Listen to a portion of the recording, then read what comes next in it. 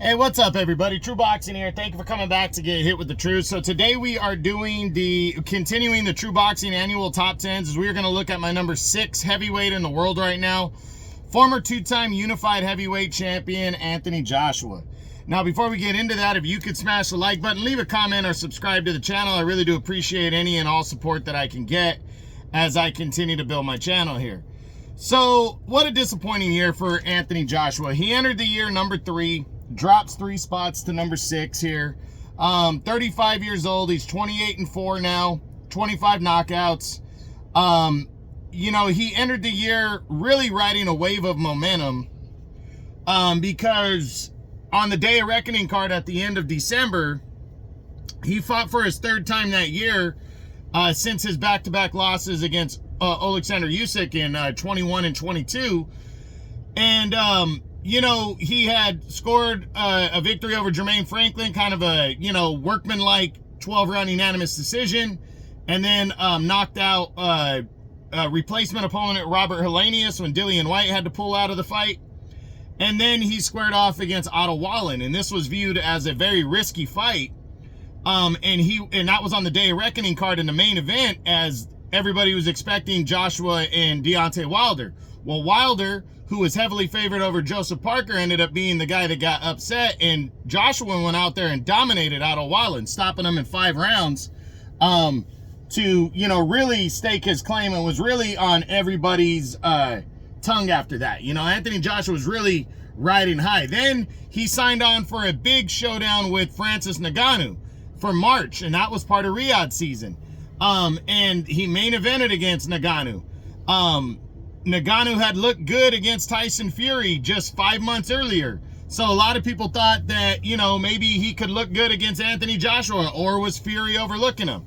Joshua ate Ngannou alive. He fucking beat the shit out of Francis Ngannou and knocked him out cold in 2 rounds and really put everybody on notice. So Joshua was rolling, and he would then sign on to challenge for the IBF title against Daniel Dubois. Dubois had been upgraded to champion after he upset Filip Hrgović to become the interim champ, and a lot of people were focused on Joshua and Dubois.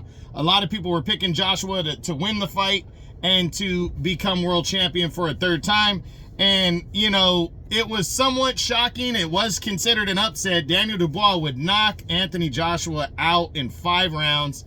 Devastating loss. He landed punches that, you know, affected Dubois here and there, but he just could not avoid the big power shots, and he ended up getting knocked out in 5 and was not able to claim a world title. So, you know, following that loss, it was devastating because he had been lining himself up to possibly fight the winner of Usyk Fury 2 in December, and that successfully took him out of the running for it. So now, you know, there was a lot of talk about a possible rematch with Daniel Dubois. That didn't happen. And then, and now there's been talks that Joshua has signed on to fight the heavy-handed Martin Bakole next, which I'm kind of surprised by that. I think it could end up being somewhat of a title eliminator, because Bakole is the highest-rated contender in the IBF right now at number 3, and Joshua is sitting there. I think he's number 8. But Tyson Fury at number 7 supposedly is retired. Efe Ajagba, you know, he could be the next guy fighting, you know, or fighting for it as well, because he's at number 6. Joseph Parker's actually fighting for the title next, so he's either he'll drop out of that position, win or lose, over Dubois. And then Frank Sanchez is sitting there a little bit higher than him. So it's going to be interesting to see if the IBF orders this as their final eliminator. To determine the number 1 contender. We don't know a projected date yet either, but this is a big fight for him to come back from the knockout loss.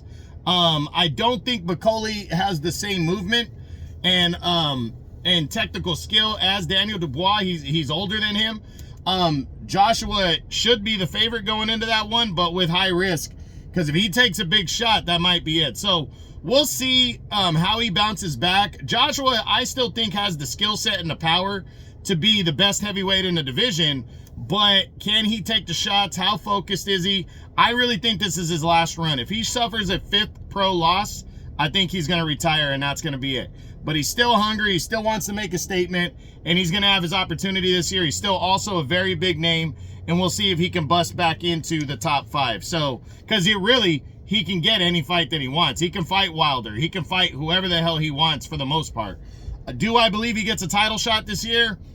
I don't. I'm going to lean towards no, but it wouldn't shock me if he did. Like, say Dubois went out, beats Parker, and doesn't get Usyk. The rematch is sitting there that Dubois would go for. It's an all UK battle. If Usyk decides to give up the titles, Joshua could be a guy that fights for one of the belts. Absolutely, because he's such a huge name. You know, if Dubois upsets Usyk or something later this year, he might, by the end of the year, want to fight Joshua in a rematch because Joshua had rekindled himself, you know, reformed himself. So I'm leaning towards the less likely that he gets a title shot, but it wouldn't shock me whatsoever because he's such a huge name if he landed a title shot in 2025. So we'll see what happens. But that's it. That's what I got. That is my number 6 heavyweight in the world right now, the former 2-time unified heavyweight champ, Anthony Joshua. I hope you enjoyed the video. If you did, smash the like button, leave a comment, or subscribe to the channel as my True Boxing annual top 10s continue. This is True Boxing, and you've been hit with the truth.